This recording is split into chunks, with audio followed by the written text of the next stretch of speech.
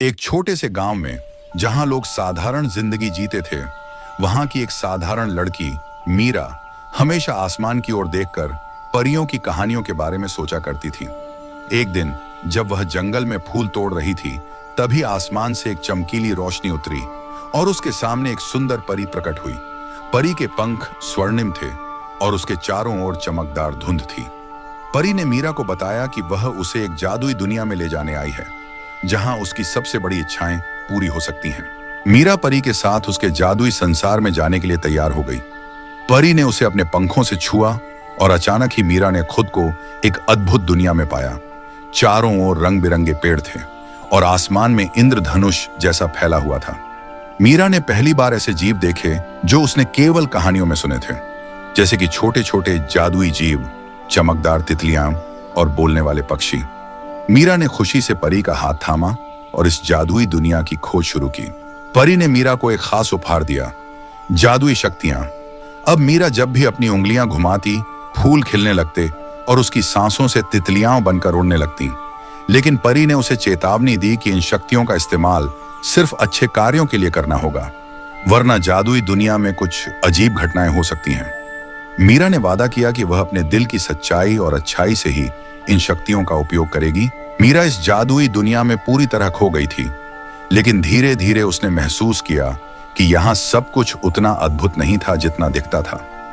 एक दिन जब वह जंगल के और गहरे हिस्से में गई, उसने देखा कि वहां पर कुछ पेड़ मुरझाए हुए थे और वहां की चमक फीकी पड़ गई थी। परी ने उसे बताया कि यह उस बुरी शक्ति का प्रभाव है जिसने कभी इस दुनिया पर हमला किया था। अब वही बुरी शक्ति फिर से जाग रही थी और केवल मीरा ही उसे रोक सकती थी। मीरा ने अपनी सारी हिम्मत जुटाई और परी के साथ उस बुरी शक्ति का सामना करने के लिए तैयार हो गई। वह एक घने जंगल के भीतर पहुंची, जहां एक काला धुआं चारों ओर फैला हुआ था। तभी उस धुएं से एक भयानक छाया प्रकट हुई। वह छाया इस जादुई दुनिया को नष्ट करना चाहती थी, लेकिन मीरा ने अपने जादुई शक्तियों का इस्तेमाल किया और उस पर हमला किया। एक अद्भुत प्रकाश उसकी उंगलियों से निकला और उस बुरी शक्ति को कमजोर कर दिया। मीरा के साथ परी भी अपने शक्तियों का इस्तेमाल कर रही थी। उसने अपनी जादुई छड़ी उठाई और आसमान में चमकीली किरणें भेजी। उन किरणों ने बुरी शक्ति को घेर लिया, लेकिन वह अब भी बहुत शक्तिशाली थी। मीरा ने अपने दिल की पूरी सच्चाई और साहस को इकट्ठा किया और अपनी सबसे बड़ी जादुई शक्ति का इस्तेमाल किया, उसकी सच्ची इच्छा। उसकी इच्छा थी कि यह दुनिया हमेशा के लिए सुरक्षित और खुशहाल रहे। उसकी इस इच्छा ने बुरी शक्ति को पूरी तरह से नष्ट कर दिया।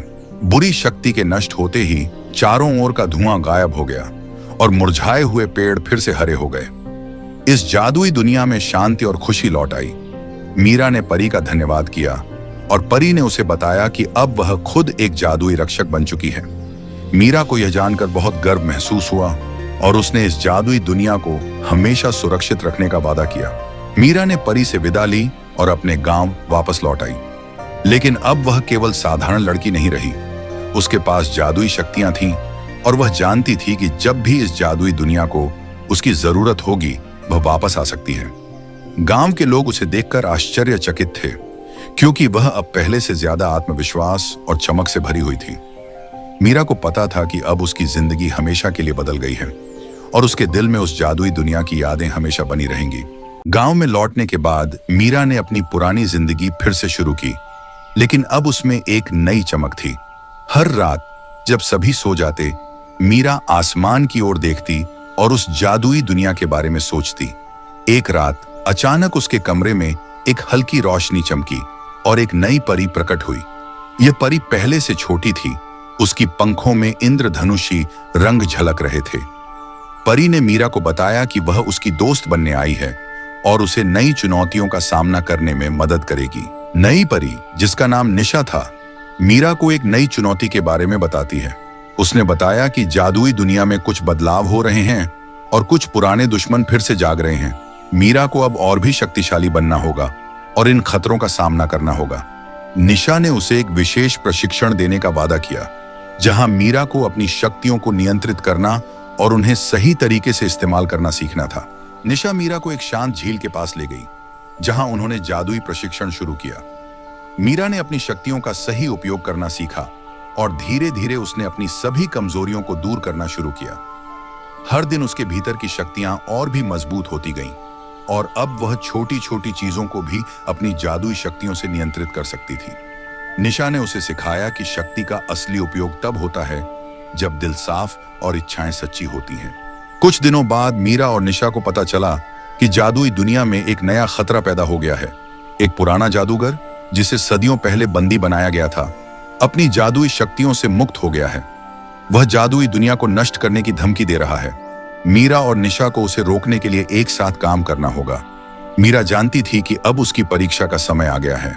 मीरा और निशा जादुई दुनिया के सबसे खतरनाक जंगल में पहुंची, जहां जादूगर छिपा हुआ था। वहां का माहौल अजीब और डरावना था। जादूगर एक बड़े पत्थर के ऊपर खड़ा था और उसकी आंखों में भयानक चमक थी। जैसे ही मीरा और निशा ने उसके पास जाने की कोशिश की, उसने अपने जादुई मंत्रों से जंगल को अंधेरे में बदल दिया। लेकिन मीरा ने अपनी सारी शक्तियों को इकट्ठा किया और अपने दिल की सच्चाई को सामने लाकर उस जादूगर का सामना किया। जादूगर और मीरा के बीच एक भयंकर जादुई लड़ाई शुरू हो गई। जादूगर ने अपने अंधेरे जादू का इस्तेमाल किया, लेकिन मीरा ने अपनी नई शक्तियों और निशा की मदद से उसका मुकाबला किया। जैसे ही लड़ाई और कठिन हुई, मीरा ने अपनी सबसे बड़ी जादुई शक्ति का उपयोग किया, प्रेम और करुणा।